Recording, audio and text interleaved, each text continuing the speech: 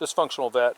As you can see, I have a total of 5 horseradish coming up from this spot. Now, I did not touch this spot last year, and if you recall, I didn't do anything with gardening whatsoever due to an illness. Not my cup of tea, but it's the way it is. Now, let's see, right here, oops, where is it?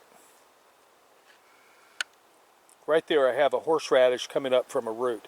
Now I have a total of 4 of these planted.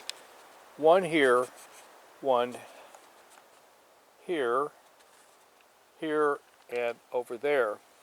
And I dug up these other 3. I left this one intact because I tried to get all the roots out.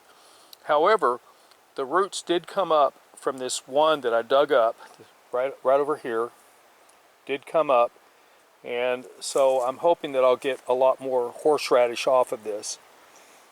I dug up 3 of these. I tried to get all the roots out. It was my learning curve on how invasive this plant is. And I don't mind the fact that it's invasive. I do want it to actually take over here. Horseradish has a commercial value. So it's not like I'm worried about this little area right here being overtaken. I also know how to take care of that and make sure the horseradish doesn't spread if that becomes necessary. But my point being, last year with my illness, I really didn't do anything with this horseradish. In fact, it was not watered for most of the year because I was just too sick to get out here and do that. Now granted, I do have an irrigation system, but this area was never set up for that prior to me becoming ill.